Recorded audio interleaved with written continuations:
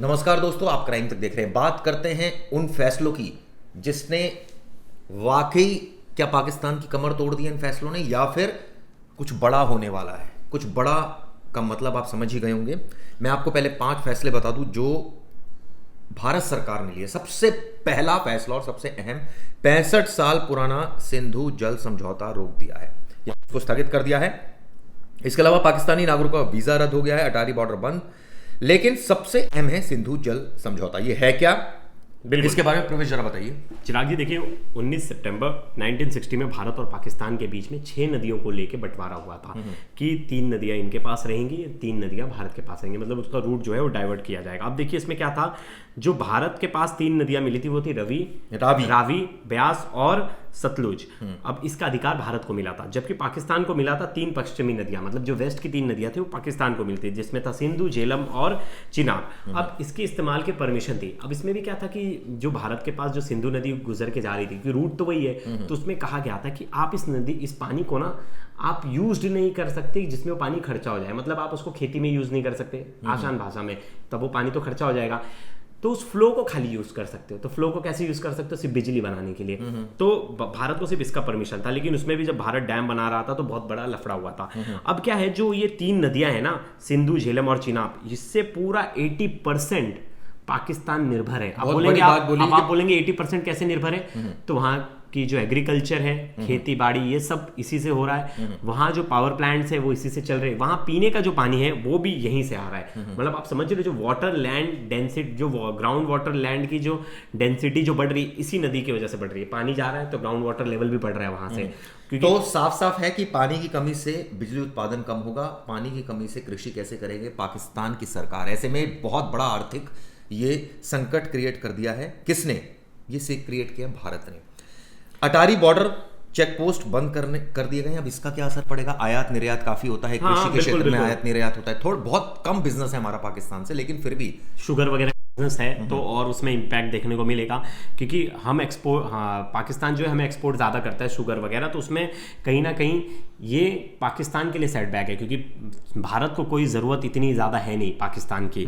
अब देखिए 1 मई तक सबको बोला है वापस जाओ, सबके वीजा कैंसिल होंगे, सब वापस जाओ। 1 तारीख तक का सबको समय दिया है। जो लीगली भारत में रह रहे हैं उनको 1 तारीख तक वापस जाना है। फिर सार्क वीजा में जो छूट मिली थी, बहुत सारे जो अधिकारी थे जिनको यहाँ सार्क वीजा के तहत यहाँ रहने के लिए मिला था, अब उन लोगों का भी वीजा कैंसिल है। और उन लोगों को बोला है कि 48 घंटों के भीतर भारत छोड़ो, निकलो बाहर। और फिर इसके बाद जो चिराग जी सबसे इंपॉर्टेंट चीज़ आती है, हाई कमीशन में जो डिफेंस एडवाइज़र हैं और जो सिक्योरिटी एडवाइज़र हैं उन्हें नॉन पर्सोना नॉन ग्राटा वो कर दिया गया है। मतलब उसका मतलब समझा में कि वो इस वक्त भारत की जो डिफेंस सिक्योरिटी है उसको लेके कहीं ना कहीं भारत को ऐसा लग रहा है कि वो कहीं ना कहीं इनके इंटरफेरेंस से कहीं ना कहीं हानि पहुंची है, तो इनको तुरंत भारत छोड़ना पड़ेगा। उन्हें भी 1 हफ्ते का टाइम दे दिया गया है भारत छोड़ने के। हाई कमीशन में जो मेंबर्स होते हैं, देखिए जैसे भारत में बहुत सारे देशों के हाई कमीशन है और एम्बेसी है। तो high commission, Pakistani high commission में जो लोग 50 से ज़्यादा है उसको घटाकर बोला है कि आप 30 लोगों को ही रख सकते हैं, 30 का स्टाफ ही बस रह सकता है, उसे भी घटा दिया गया है। आने वाले टाइम में मुझे लगता है कि थोड़े दिन बाद उन्हें बोल दिया जाएगा आप खाली भी कर दो। और अब आपको बताता हूं कि दरअसल पाकिस्तान से जो लोग भारत आते हैं, जो पाकिस्तानी नागरिकों को कहा गया 48 घंटे में देश छोड़ दीजिए, वो कौन से नागरिक हैं और उसका क्या इंपैक्ट होगा। पहले मैं आपको बता दूं, 2017 में करीब 44,000 पाकिस्तानी भारत आए थे, 2018 में 41,000 और 2022 में करीब 16,000। अब क्या है कि भारत ने पाकिस्तान के वीजा पर रोक लगा दी। इतना ही नहीं, सार्क वीजा छूट योजना से भी पाकिस्तान के लोग भारत नहीं आ पाएंगे। पहले आ पाते थे लेकिन अब नहीं आ पाएंगे, अब उनको उसकी छूट नहीं मिलेगी। इसका मकसद क्या है? पाकिस्तान के कई लोगों की रिश्तेदारी भारत में है, ये बात सच है। ऐसे में कई बार पाकिस्तानी लोग रिश्तेदार बनकर भारत आते हैं। इनके अलावा धार्मिक यात्राओं का बहाना करके भारत आते हैं और आतंकी हमलों को अंजाम दे देते हैं। अब इससे आतंकी हमले नहीं होंगे जब एंट्री नहीं होगी। एंट्री करते थे और यहाँ बैठ के प्लान बनाते थे और अपने देश में मैप्स भेज रहे हैं, ये सब चीजें भेज रहे, घूम रहे। हेडली ने क्या किया था आपको याद है? डेविड हेडली घूम के गया था, मैप बनाया था, पूरा प्लान बनाया था, बाद में जाके वो प्लान उसने आगे पहुंचा दिया था। इसी तरीके से अब ये इफेक्ट जो पड़ेगा। और देखिए अपने डिफेंस एडवाइजर भी बुला लिए, जो देखिए पाकिस्तानी हाई कमीशन में पाकिस्तानी डिफेंस एडवाइजर थे, उन्हें तो बोल दिया आप 48 घंटे के अंदर निकलो बाहर। और जो अपने एडवाइजर थे, भारत के एडवाइजर जो पाकिस्तान में थे, हैं उन्हें भी बुला लिया है। अब देखिए इसमें दो फैसलों का असर पड़ेगा। सैन्य डिप्लोमेटिक संवाद बिल्कुल ठप हो जाएगा, मतलब कोई टॉक्स नहीं, कोई डिप्लोमेटिक टॉक नहीं, बिल्कुल। हाई कमीशन का प्रभाव कम होगा। अब जैसे ही हम हाई कमीशन जहां होते हैं, हाँ, तो उनका दबाव भी उस तरह से कम होता है। जिस भी कंट्री की हाई कमीशन स्ट्रांग होती है उनका दबदबा थोड़ा सा बढ़ जाता है, क्योंकि वो डिप्लोमेटिक असर बढ़ाते हैं। वो फॉरेन मीडिया को कनेक्ट करने लगेंगे, फॉरेन मीडिया के साथ बातचीत करेंगे, बहुत सारी चीजें होती है, क्योंकि अभी ये डिप्लोमेटिक वॉर भी है। तीनों रणनीति देखनी पड़ेगी चिराग जी। एक तरह आपके ऊपर तो बहुत ज्यादा प्रेशर है। कल से देखिए, हर लड़ाई सिर्फ लड़के ही जीती नहीं जा सकती कि खून खराबाई हो जाए। बहुत ऐसी लड़ाइयाँ हैं जो आप किसी को आर्थिक रूप से कमज़ोर बना के उसे ऐसे ही मार सकते हो, जिसमें वो एक कहावत है ना चिराग जी, जिसमें लाठी भी टूट जाए, मतलब सांप भी मर जाए और लाठी भी ना टूटे, ये ऐसा कुछ है। तो उसी तरीके का ये जो प्लान है वो उसी तरफ नजर वो करता है। चिराग जी देखिए, आपको याद होगा पुराना जब ये जल संधि हुई थी तो उस टाइम पे नेहरू जी थे, और उस टाइम के जो वहाँ के प्राइम मिनिस्टर थे आयुब खान।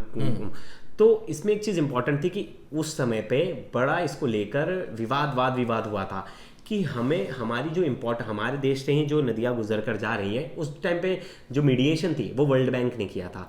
मैं कल जियो टीवी देख रहा था, वहाँ की जो न्यूज़ चैनल वहाँ देख रहे थे कि नहीं, उसमें तो वर्ल्ड बैंक वो रखती इन्वॉल्वमेंट रखती है, वर्ल्ड बैंक के साथ वो संधि हुई है, तो ये संधि तोड़ी नहीं जा सकती, कोई भी ट्रीटी तोड़ी जा सकती है। रशिया, यूक्रेन, कर बहुत सारे देशों में बहुत सारी ट्रीटी हुई।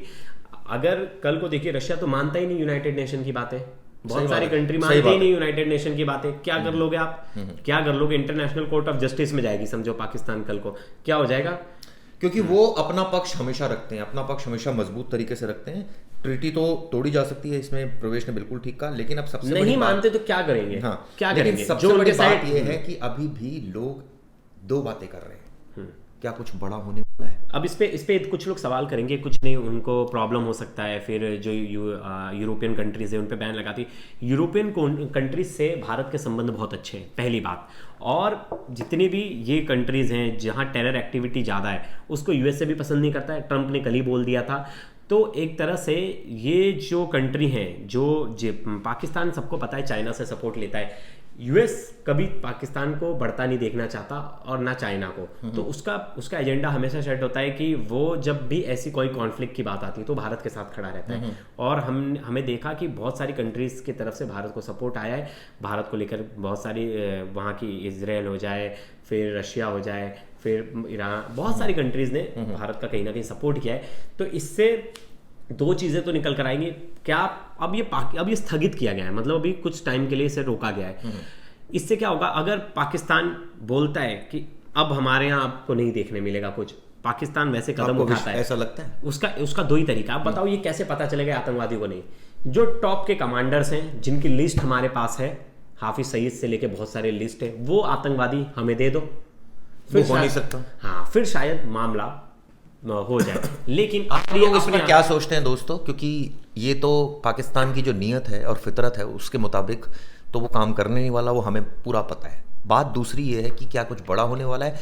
इसको लेकर भी लोग कह रहे थे कि भाई खून खराबे से अच्छा डिप्लोमेटिक पहले जीत हासिल करो राजनयिक लेवल पर, और वो मुझे लगता है सरकार ने कर दी है। अब तीसरा जो सबसे अहम है इस पूरे मामले में, सबक सिखाया जाएगा। क्या आतंकी पकड़े जाएंगे? क्योंकि अभी तक आतंकियों की पहचान नहीं। मैंने कल एक हम जब पढ़ रहे थे चिराग जी, तो जो पाक ऑक्युपाइड कश्मीर है, वहाँ अभी भी एक्टिव बेस कैंप्स है आतंकवादियों के, और उसको 42 से ज़्यादा बेस कैंप्स है, और 80 से ज़्यादा आतंकवादी वहाँ मौजूद है। इस बात की इंटेलिजेंस को रिपोर्ट है। और आप देख लेना, अभी तक तो वो भाग गए होंगे, क्योंकि उन्हें पता है कि इंडिया जो है तुरंत एयर स्ट्राइक वगैरह कर देगा, इसलिए वो वहाँ से फरार हो गए। अब वो बेस कैंप्स खाली हैं, जो इंटेलिजेंस रिपोर्ट आ रही है, क्योंकि उन्हें भी दहशत है। उन्हें पता है कि रिटेलिएशन होगा, आज नहीं तो कल नहीं तो परसों नहीं तो नरसों, घुस के मारेंगे तो जरूर। चलिए देखते हैं इस मामले में आगे क्या कार्रवाई होती है। वीडियो को जरूर बताइएगा। शुक्रिया।